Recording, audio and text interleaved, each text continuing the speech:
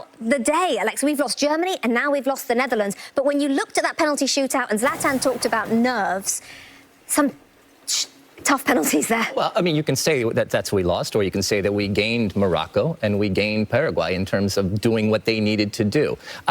You know, this game here, we talked about 2 top 10 teams, and they gave us a show.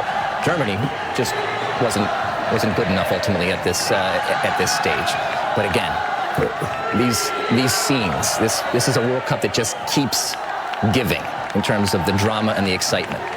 Thierry, Morocco 4 years ago, getting to the semi-finals, as we see the tears on the faces of these Dutch players. Many wondered whether they could be as good as 4 years ago. Are they, or are they better? Well, we'll see how far they're going to go, but what I like is how they approach the game. The coach said something at the beginning, I'm going to repeat myself, like, we're not scared of anyone, we're not underdogs for anyone, we're here to try to play and show who Morocco are. And he did. He went about it a certain way, and you were expecting the Netherlands to be on the ball and try to do the same thing, and they were not. And by the way, the game against Canada for Bonu will be special. A final thought, 2 European teams flies home today. I think well deserved from the other teams. Yep. Germany didn't show up. Netherlands played with another. Why, you want me to stop? Well, sorry. I'm trying to wrap you up a little bit there. I know. Maybe we should swap. I have to wrap you up because we have gone long. Zlatan, thank you. It's James Brilliant Corden. stuff. Coming up next, Cyril. And it felt like he was just determined to run onto that ball and score that goal. Yeah, he was determined, wasn't he? Very sad indeed what's happened to him and his family. And it must have been really tough for him to play in the match. But he's managed to get the goal. And so, yeah, no, it must have been tough for him, really tough and emotional for him. That was in the 72nd minute, and then somehow Morocco found their way back in it, and it was Issa Diop in the end, Talbi with the assist for this one. Yeah, and I think it's very interesting because he's a centre-back, he's playing the ball and he keeps going. They had nothing to lose, of course, and it was the latest moment of the game, but it's very, very good how he keeps going, stays outside the box, and this is a fantastic assist from Talbi. He was very lively since he came on, and this ball just... It's impossible for the defenders to defend that, Duncan. It's a fantastic header, isn't it? Absolutely wonderful. What a great timing it was. And if they've got 3 centre-backs in there, don't pick them up. But it's a great delivery. Great delivery, and it's a fantastic header. And they deserved that. They deserved that. Yeah, they did. That's his first goal for Morocco, 29 years of age. He made his debut only in March as well, so this is only his 7th cap. That was also in the 91st minute, and then after that, it just felt like Morocco just took hold and they had the momentum. Yeah, I think they were trying to win. They were trying to win the whole game, and it looked like that even in the extra time. So it was a joy to watch them, the bravery, the possession, the quality they had, and I think it was well deserved at the end. Yes, we went through extra time, we went to penalties, and then we had a set of penalties where some of these players will be so disappointed. We'll start with Justin Kluivert, who hits the post here, Duncan. Yeah, it's just pressure, isn't it? We talked about it before. Hit the target. Just try and hit the target. Make the goalie make a save. That's Timber. I mean, it's wide. He's dragged it way wide, hasn't he? I mean, he needed Ronald taking the penalties, didn't he? Because he was fantastic at them. How about this run up for Somerville here? Yeah, that's the one that Bono actually thought and read the run, so he kind of knew that the ball was going to go there. He saved it with the left hand, but it's just a tough moment, It would have been a great penalty if the goalkeeper wasn't there.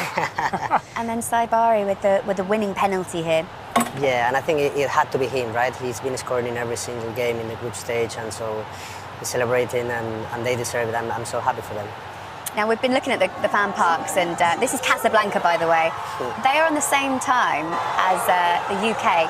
So 5 o'clock in the morning is back in the UK. If you're watching us, thank you very much for either staying up or getting up early. They are also doing the same. Some of those kids there, they're not going to make it into school tomorrow, I imagine. Look at them. They stayed up for the whole of the match, and extra time, and penalties. I'd have just been coming in at 5 o'clock in the morning. Maybe it's bank holiday tomorrow in Morocco. But listen, Morocco managed to make it all the way to the semi-finals in Qatar, and they really made a statement for themselves, and I asked you guys before kick-off, have they improved since Qatar? What do we learn from this match now? Well, I think they have improved in terms of creativity. In the last World Cup, they were very good defensively, and they already had big names playing for big teams. But I think this team has more creativity. They have even younger players, and they have been working very good with the youngsters. So they're here to stay. Yeah. Their coach Waddy actually took them to the Under-20 World Cup last year. Right. So he's getting that experience of tournament football, and now he's on the biggest stage in the world. How far can they go, Duncan?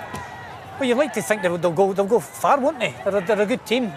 Holland feared them, didn't he? Holland feared them tonight. He changed his tactical setup because he was worried about Morocco. and rightly so. They're a very good team. They've got a lot of good players. Obviously, the right back's a star man. The centre forward is another great player. Their centre midfield player's a good player. So they're It was a game for the ages. We love this beautiful game. We love the FIFA World Cup. We love the experiences that it's already given us, the stories, the moments that it's provided. I mean, the stories off the field have been just as beautiful as the stories on the field. And now we're in the knockout stages. The stories on the field mean so much more. And I thought every single player, from Morocco to the Netherlands, from start to end, the players who began the game, the players who ended the game, it was absolutely on point. Goalkeepers, perfection. Defensive displays, unreal. Goals, opportunities, we wanted more of it, but we got just enough to keep us entertained. The referee, forgetting that there was even a yellow card in his pocket. Loved every minute of that. And for it to go down to penalty kicks and see it finish the way it did do, I just think this was the game that was a gift that just kept on giving. Yeah, I'm just going to put this out there. This is the best game the World Cup's produced so far. Every single thing you're talking about, it had passion, spirit, desire, but we even had blood. And I never want to see multiple times. But this multiple was a match times. for the first time. Speak for yourself. You saw desire. You saw commitment. I mean, Van Acker, his head was bleeding. He wasn't going to come out that pitch. You have players like Saibadi. He's bleeding. He's not coming off the pitch. And this is what the World Cup's about, where it's total commitment. It's playing for your country, but it's also playing for your families and your entire just population that you represent. I loved every single about this in terms of the match, in terms of what we saw. People come to see stars of the World Cup, but mostly people come to be entertained. And this is the most entertaining match. I thought we had the most entertaining match